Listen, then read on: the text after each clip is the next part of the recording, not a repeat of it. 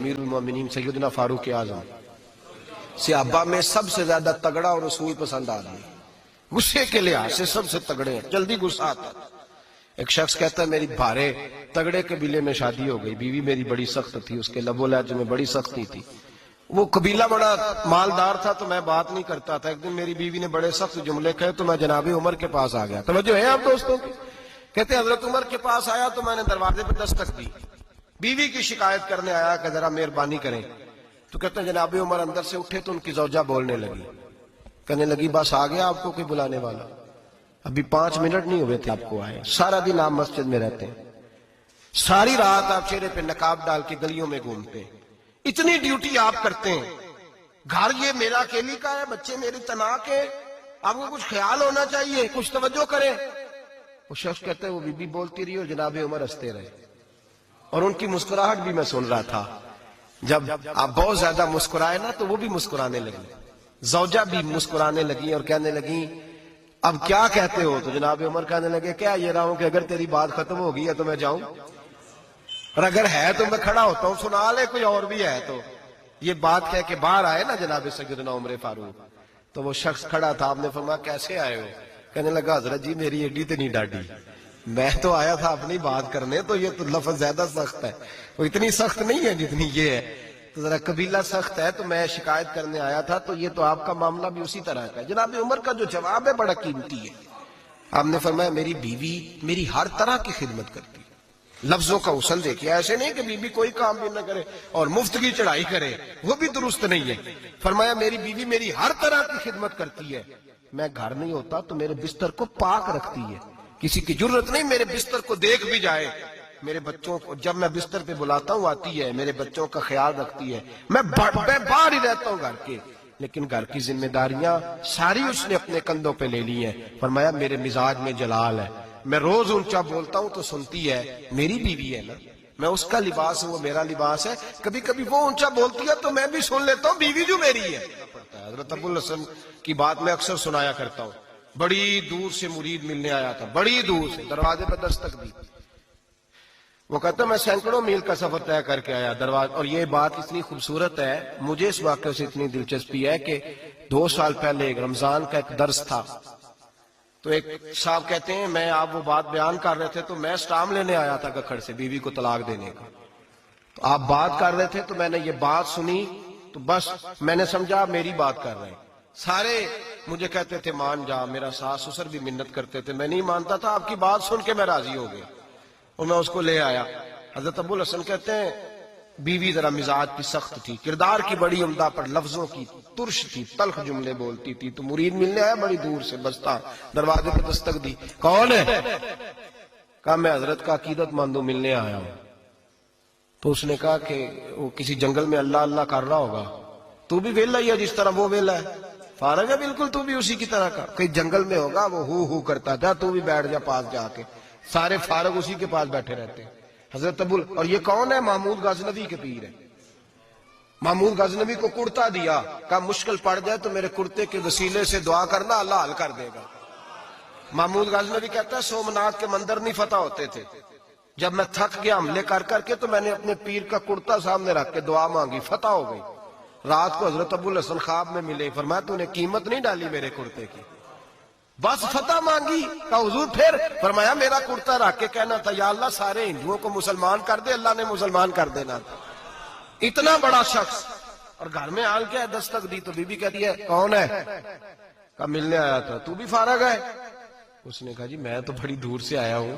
نے کہا وہ جنگل میں ہوگا، کہا ہو کر رہا ہوگا، تو بھی جا اس کے پاس، کرو جو دل میں آتا ہے۔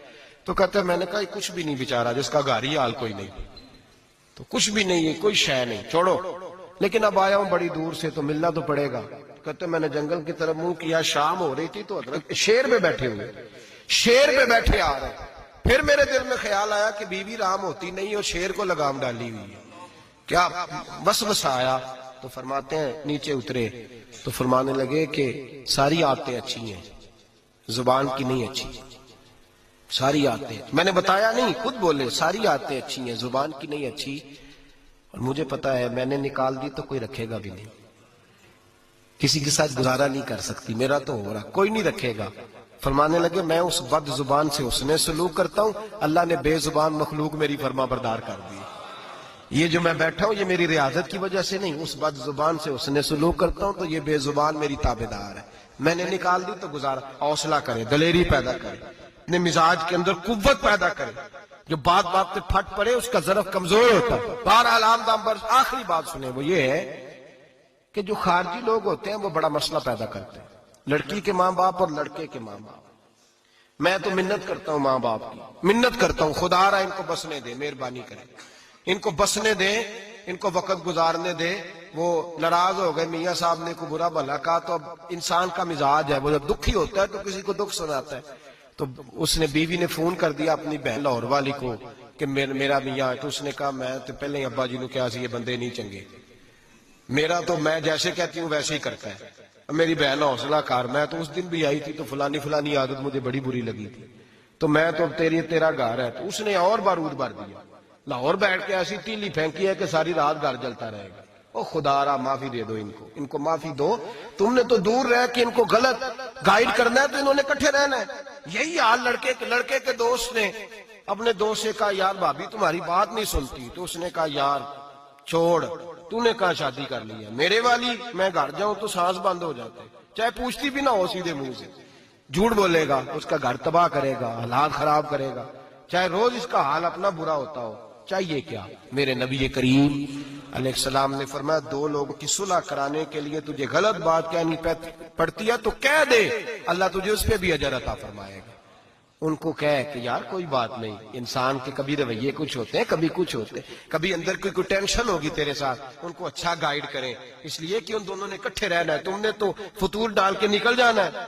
میرے نبی پاک علیہ السلام کی حدیث سنیں، حضور نے فرمایا لعنتی ہے وہ شخص جو مرد کو عورت کے خلاف اکساتا ہے اور عورت کو مرد کے خلاف اکساتا ہے. وہ لعنتی ہے، وہ کوئی بھی ہو، مائیں بھی اور باپ بھی اور بہنیں بھی، سارے اس بات کا خیال کریں، غلط فکریں دماغوں میں نہ چھوڑے. آپ اپنا گھر بسائیں گے، سائڈ پہ ہو جائیں گے اور یہاں تباہی اتر جائے گی. مہربانی کریں، گھر ٹوٹتا تب ہے جب باہر والے فساد برپا کرتے ہیں.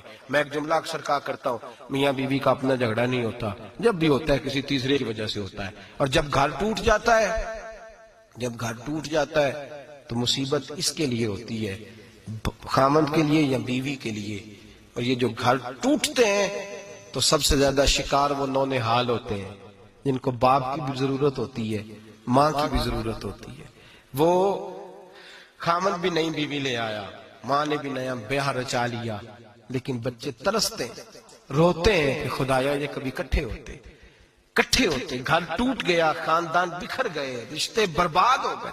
اور پھر اس کا نقصان کل کو اس بچی کی جب شادی ہوتی ہے تو اس کے بھی گھر والے پوچھتے ہیں ان کی طلاق کیوں ہوئی، کیوں ان کے ماں باپ آپس میں علیحدہ ہوئے.